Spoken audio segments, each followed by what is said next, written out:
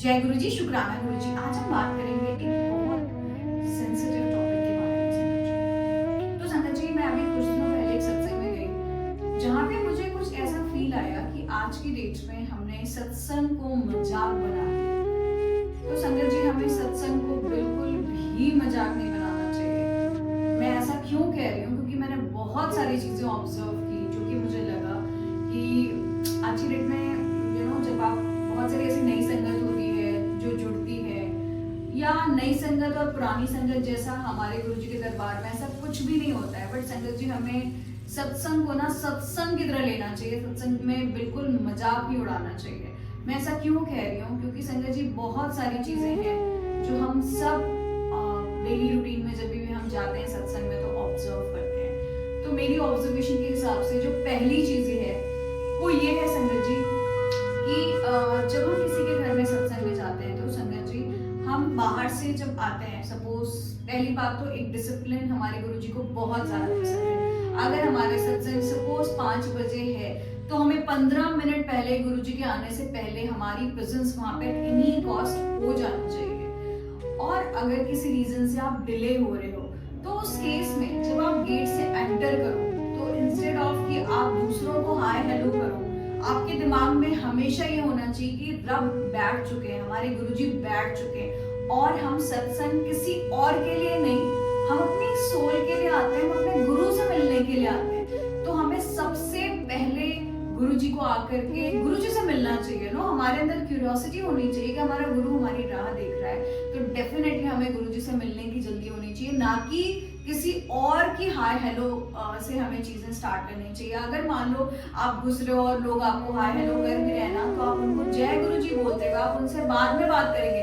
पहले आप आकर के गुरुजी के सामने हाजिरी लगाएंगे, आप गुरुजी के सामने मत्था टेकेंगे। तो संगत जी, आपको हमेशा ये ध्यान देना चाहिए कि अगर आप गुरु के सत्संग में आ रहे हो तो गुरुजी की रजामंदी से आ रहे हो, और आपको सबसे पहले एंट्री करते ही आपको सबसे पहला अगर किसी से मिलना है तो वो हमारे गुरुजी से मिलना है। दूसरी बात आती है संगत जी, जब हम अपने घर में सत्संग करते हैं तो बहुत सारे लोग के मुंह से ये निकलता है कि मैं अपने गुरु को ना ये वाला चोला पहनाऊंगी, है ना। तो संगत जी, हमारी औकात नहीं है कि हम अपने गुरुजी के लिए ऐसे बोले। संगत जी, सब कुछ तो उनका दिया हुआ है।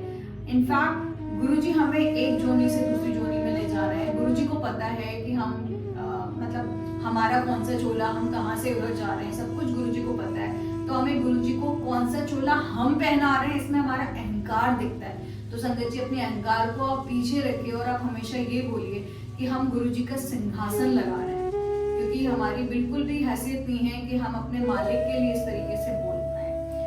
और मालिक ही सब डिसाइड करते हैं, आप डिसाइड करने वाले कोई भी नहीं होते हैं। तीसरा संगत जी, जब भी हम लंगर बनाते हैं ना, तो हम हमेशा अपनी पसंद का ख्याल रखते हैं और हम ये सोचते हैं कि हमारी जो संगत आएगी उसको क्या पसंद है, हम वो बनाना प्रेफर करते हैं, ना कि हम गुरुजी के पसंद का ध्यान रखते हैं कि गुरु को क्या पसंद है, हमें वो खिलाना चाहिए। तो संगत जी, आप ये चीजें हमेशा ध्यान रखो। अगर आप सत्संग कर रहे हो ना, तो आप संगत के लिए नहीं कर रहे हो, आप अपने गुरु से मिलने के लिए कर रहे हो, आप गुरु को अपने घर में इन्वाइट कर रहे हो। तो आपको अपने रब की जो भी आपकी पसंद है उसको ध्यान में रखना चाहिए, ना कि अपनी पसंद और अपने आने वाले जो आपके मेहमान होते हैं, आपकी संगत होती है, उसकी पसंद को ध्यान रखना चाहिए। क्योंकि संगत जी, फिर यही होता है कि लोग संगत आते हैं और उसके बाद फिर प्रसाद छूट जाता है, फिर वो चले जाते हैं, विच इज वेरी रॉन्ग। तो हमें एग्जैक्टली सबसे पहली बात तो अनाउंसमेंट कर देना चाहिए पहले ही कि आपको आपकी प्लेट में अगर कोई नई संगत भी वहां पे आ रही है इन्विटेशन देते समय। वैसे मैं अपनी अगर पर्सनल चॉइस बताऊं तो जिनका कनेक्शन हो, जो गुरुजी वाले हो एग्जैक्टली उन्हें ही इन्विटेशन देना चाहिए, क्योंकि जो नहीं जुड़े होते हैं ना, वो हमारे जो गुरुजी ने रूल्स और रेगुलेशंस बनाए उनको वो फॉलो नहीं करना चाहते।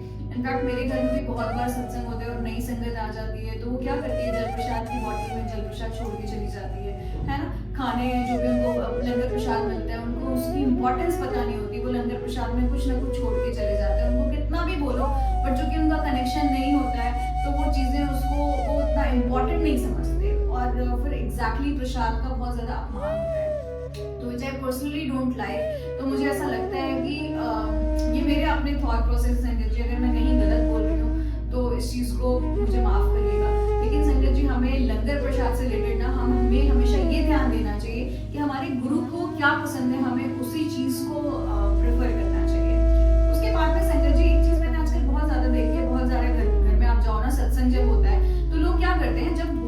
थाली आती है या चाय प्रसाद की थाली आती है, तो जैसे अगर मान लो आपने गुरुजी को भोग लगाया, तो भोग लगाने के लिए आप सेलेक्ट करते हो कि गुरुजी को भोग लगाना है तो किस संगत को बुलाऊं उनको खुश करने के लिए, सो दैट वो खुश हो जाएं, है ना। उसमें उनका अपना पर्सनल प्रॉफिट होता है कि मैं संगत खुश हो जाएगी, इसलिए 5-6 लोगों को बुला करके फिर हम उनका भोग की थाली लेकर के जाते हैं या फिर हम उनकी चाय प्रसाद की थाली लेकर के जाते हैं। तो संगत जी आप एक बात सोचो कि जब आपके घर में कोई मेहमान आता है ना, तो क्या हम चाय प्रसाद रख करके फिर हम उनको घेर लेते हैं चारों तरफ से, सो दैट मतलब उनको अनकंफर्टेबल फील हो।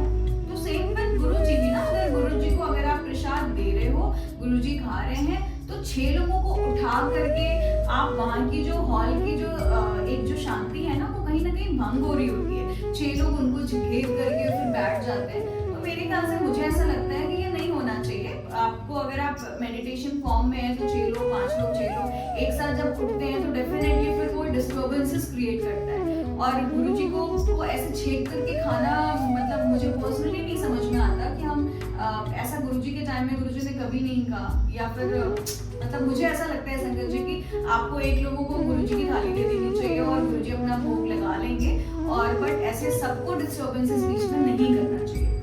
अच्छा, इसके बाद में संगत जी जब हम सत्संग करते हैं ना, तो फिर क्या होता है कि आपस में बहुत ज्यादा कम्युनिकेशन भी होने लगती है, लोग एक दूसरे से बात भी करने लगते हैं, विच इज वेरी रॉन्ग। मतलब गुरुजी अगर बैठे हैं तो मुझे समझ में नहीं आता, लोग को ये मतलब थोड़ा सा भी दिमाग में नहीं आता कि हमारा रब बैठा है, रब सारी चीजें देख रहा है, और रब ने ही आपको सत्संग में बुलाया है, तो एटलीस्ट उसकी मर्यादा को तो ध्यान में रखना चाहिए ना, कि आपको सत्संग में है तो आपको जो पीस है वो वहाँ पे हर तरीके से घर में वहाँ पे शांति होनी चाहिए। चौथा, इसके बाद एक बहुत इंपॉर्टेंट पॉइंट जो मुझे लगता है संगत जी कि लोग मतलब जैसे अगर मान लो मैंने किसी को बुलाया तो वो मेरे मुंह पे आ तो गए, बट हमारे सत्संग के रूल क्या ये होते हैं संगत जी कि जब सत्संग हो रहा हो तो बीच में से उठ करके हम वहां से चले जाए, है ना। मतलब हमारे गुरुजी बैठे हुए, हमारे सत्संग पूरा नहीं हुआ, हमारी चीजें भी इनकम्प्लीट है और उसमें से हम उठ करके चले जा रहे हैं, दरबार को छोड़ करके चले जा रहे हैं।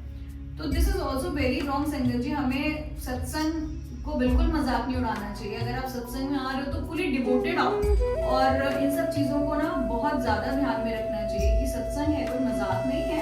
हमारे गुरु बैठे हुए हैं, हमारे भगवान बैठे हुए हैं, तो अगर हमारे भगवान ने कुछ चीजें चल रही है, भगवान ने कुछ चीजें बनाई हुई हैं, तो हमें उसका बिल्कुल मजाक नहीं उड़ाना चाहिए। और जो भी चीजें हैं उस चीज को एग्जैक्टली में मतलब फॉलो करना ही हमारा धर्म है, और उसको हमें बिल्कुल भी इग्नोर नहीं करना चाहिए। आज की डेट में अगर आप देखो तो बहुत जगह क्या होता है कि लोग जल प्रसाद भी चढ़ा देते हैं, लोग कोल्ड ड्रिंक प्रसाद भी चढ़ा देते हैं, लोग मतलब कुछ और भी आपके ड्रिंक चढ़ा देते हैं, बट ये सब चीजें गुरुजी ने हमारे कभी नहीं बोला कि आप कोल्ड ड्रिंक चढ़ाओ, है ना। चाय प्रसाद तो संगत जी बहुत इंपॉर्टेंट है, जो कि हमें चढ़ाना ही होता है, बट कोल्ड ड्रिंक प्रसाद इसलिए चढ़ा दे रहे हैं ताकि हमें पीना पसंद है।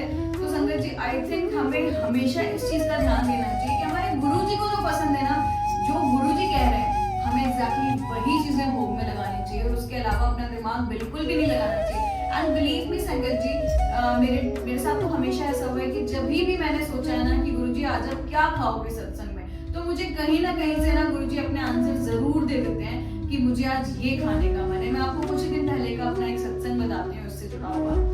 तो संगत जी मैं सुबह उठी, मेरे घर में हर 7 तारीख को गुरुजी की ब्लेसिंग से हर 7 तारीख को गुरुजी का सत्संग होता है। तो मतलब मुझे समझ नहीं आ रहा था कि वेदर थोड़ा चेंज हुआ है तो क्या गुरुजी खाएंगे, मुझे क्या प्रसाद बनाना चाहिए। तो मेरे दिमाग में मैं कहीं पे एक सत्संग में गई थी, तो वहाँ जो प्रसाद बना हुआ था, उन्होंने छोले प्रसाद बनाए थे और उन्होंने आलू गोभी की सब्जी रखी थी। सॉरी, इट वाज नॉट आलू गोभी, आई थिंक आलू की सूखी सब्जी रखी थी। तो मुझे लगा कि चलो इन्होंने ये बनाया है, मुझे भी लगा चलो मैं भी यही बना लेती हूँ। तो समहाउ 7 तारीख को मेरे घर में सत्संग था। ये बात सुबह 6 बजे, 6 तारीख को मेरे सुबह आई थिंक 6-7 बजे मेरे माइंड में चीजें चल रही थी। तो फिर मैं ऑफिस चली गई। जब मैं ऑफिस चली गई तो मुझे अचानक से ख्याल आया कि अरे मैंने छोले नहीं भिगोए, और मतलब नेक्स्ट डे मुझे सत्संग करना है, तो फिर कैसे होगा, क्योंकि ठंड में छोले अगर पहले से ना भिगो तो फिर नहीं हो पाता। तो समहाउ मैं गुरुजी से पूछ रही हूँ, गुरुजी आप क्या खाओगे, मेरे दिमाग में ये चीजें आ रही हैं। फिर वो बात आई गई हो गई, मैं बिजी हो गई। आप बिलीव नहीं करोगे संगत जी, मेरे पास 2 घंटे 2.5 घंटे के बाद से एक संगत का फोन आता है, और वो बोलती है कि मैं ना आपके यहाँ ना एक सेवा लेना चाहती हूँ, आप मुझे अलाउ करोगे। तो मैंने बोला बताओ आंटी। तो उन्होंने बोला मुझे ना गुरुजी को ना, मैंने अभी गुरुजी का सत्संग सुना है, गुरुजी को आलू सब्जी बहुत ज़्यादा पसंद है, और इसके साथ में ना गुरुजी को आलू गोभी के साथ में उनको कढ़ी बहुत ज़्यादा पसंद है। तो मैं क्योंकि कढ़ी तो नहीं बना पाऊंगी, बट क्या आप मुझे आलू गोभी की सब्जी की सेवा दोगे, सो दैट मेरा बहुत मन हो रहा है। और ये सब्जी ना मुझे बहुत दिन से दिमाग में हो रहा था कि मैं इस सब्जी को बहुत अच्छी बनाती हूँ, तो मुझे गुरुजी को चढ़ाना चाहिए। तो संगत जी, वो जो संगत ने मुझे फोन किया था, वो अभी बहुत अभी नए ही जुड़े हैं, तो ऐसा उनके घर में कभी सत्संग वगैरह नहीं हुआ है, तो उनकी दिली इच्छा थी कि वो मेरे घर में सत्संग में गुरुजी को अपने हाथ की बनी हुई सब्जी खिलाए।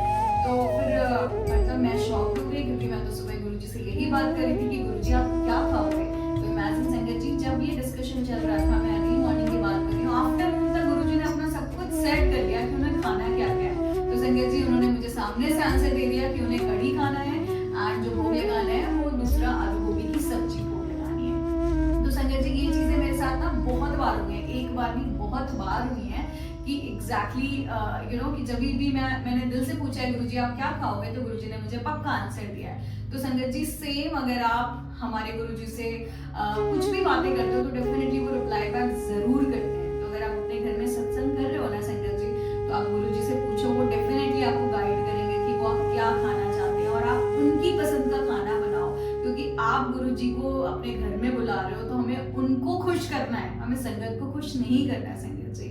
और बिलीव मी, जब आप बहुत मन से अपने गुरु को बुलाओगे, उनकी सेवा करोगे, है ना, उनके मन का लंगर प्रसाद बनाओगे, तो डेफिनेटली गुरुजी आपको बहुत सारी ब्लेसिंग्स तो देंगे ही देंगे संगत जी, इसके साथ में वो आपको दर्शन भी जरूर देंगे।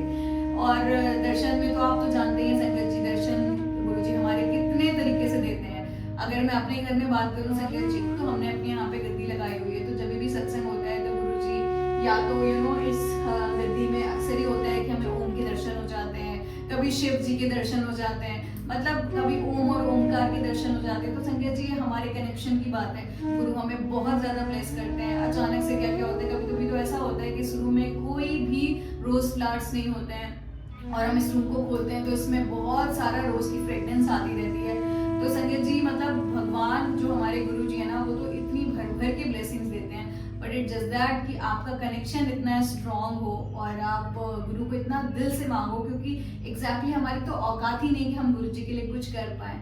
अगर कुछ कर सकते हैं तो वो सिर्फ और सिर्फ शुक्राना कर सकते हैं, और अपने गुरु से बहुत ज्यादा प्यार कर सकते हैं, जो कि आई थिंक हम सभी बहुत ज्यादा प्यार करते हैं। जय गुरु जी, शुक्राना गुरु जी।